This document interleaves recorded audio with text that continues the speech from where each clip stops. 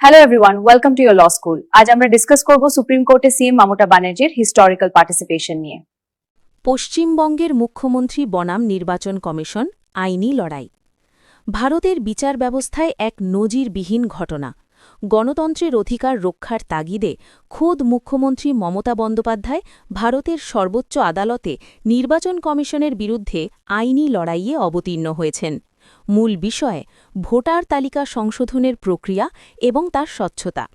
সাধারণত কোনো রাজ্যের মুখ্যমন্ত্রীকে সশরীরে আদালতে উপস্থিত হয়ে মামলা লড়তে দেখা যায় না, কিন্তু ভোটার তালিকা সংশোধনে নির্বাচন কমিশনের চালু করা স্পেশাল ইন্টেন্সিভ রিভিশন বা এসআইআর প্রক্রিয়ার বিরুদ্ধে চ্যালেঞ্জ জানাতে মমতা বন্দ্যোপাধ্যায় নিজেই আদালতে উপস্থিত ছিলেন, যা এই বিষয়টির গুরুত্ব বহু গুণ বাড়িয়ে দিয়েছে। বিচারকদের বেঞ্চ এই সংবেদনশীল মামলাটির শুনানির জন্য সুপ্রিম কোর্ট ৩ সদস্যের একটি বিশেষ বেঞ্চ গঠন করেছে। এই বেঞ্চে রয়েছেন বিচারপতি সূর্যকান্ত, বিচারপতি জয়মাল্য বাগচি এবং বিচারপতি বি.এম. পাঞ্চলি।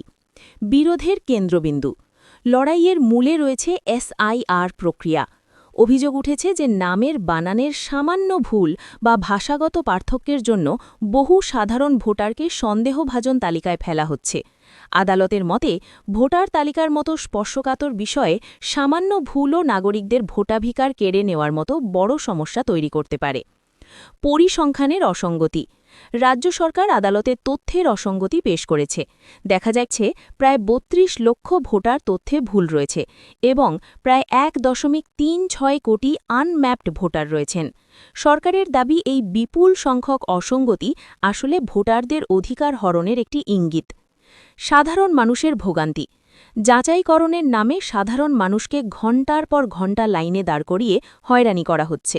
মুখ্যমন্ত্রীর যুক্তি অনুযায়ী এই জটিল প্রশাসনিক প্রক্রিয়া মানুষকে কেবল ক্লান্ত এবং বিভ্রান্ত করার একটি কৌশল মাত্র। নারীদের অধিকার একটি বিশেষ উদ্বেগজনক বিষয় হল নারী ভোটারদের অবস্থা। বিয়ের পর পদবি পরিবর্তন ভারতের একটি সাধারণ রীতি। অভিযোগ উঠেছে যে শুধুমাত্র এই পদবি পরিবর্তনের কারণ দেখিয়ে বহু নারীর নাম তালিকা থেকে বাদ দেওয়া হচ্ছে, যা অত্যন্ত বৈষম্যমূলক। রাজনৈতিক উদ্দেশ্য রাজ্য সরকারের প্রধান অভিযোগ হল স্বচ্ছতার অভাব। তাদের দাবি এই প্রক্রিয়া কেবল নাম বাদ দেওয়ার জন্যই ব্যবহার হচ্ছে, নতুন নাম তোলার জন্য নয়। নির্বাচনের ঠিক আগেই পশ্চিমবঙ্গকে লক্ষ্য করে ভোটার কমানোর এই প্রচেষ্টাকে রাজনৈতিক অভিসন্ধি হিসেবে দেখছে রাজ্য।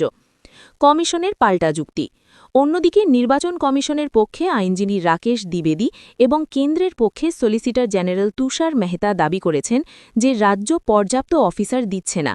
তাদের মতে রাজ্যে কাজের অনুকূল পরিবেশ নেই, তাই বাধ্য হয়ে বাইরে থেকে মাইক্রো অবজারভার আনতে হয়েছে। সুপ্রিম কোর্টের পর্যবেক্ষণ বিচারপতি সূর্যকান্ত স্পষ্ট জানিয়ে দিয়েছেন, কোনো নিরপরাধ ভোটার যেন ভোটার তালিকা থেকে বাদ না যান তা নিশ্চিত করতে হবে। আদালত কোনো পক্ষকেই অতিরিক্ত সময় না দিয়ে উভয় পক্ষকে আলোচনার মাধ্যমে দ্রুত সমস্যা সমাধানের নির্দেশ দিয়েছে। পরবর্তী পদক্ষেপ আদালত এই মুহূর্তে চূড়ান্ত রায় না দিয়ে নির্বাচন কমিশনকে অত্যন্ত সতর্কতার সাথে কাজ করার নির্দেশ দিয়েছে। মামলার পরবর্তী শুনানি ধার্য করা হয়েছে ৯ ফেব্রুয়ারি। ভোটার তালিকা থেকে নাম বাদ পড়া মানেই একজন নাগরিকের সাংবিধানিক অধিকার হারানো। এই মামলা কি কেবল একটি প্রশাসনিক প্রক্রিয়া, নাকি এর পেছনে গভীর কোনো রাজনৈতিক উদ্দেশ্য আছে? গণতন্ত্রকে টিকিয়ে রাখতে স্বচ্ছ ভোটার তালিকার কোনো বিকল্প নেই। Thank you for watching. See you in the next video. Like and subscribe.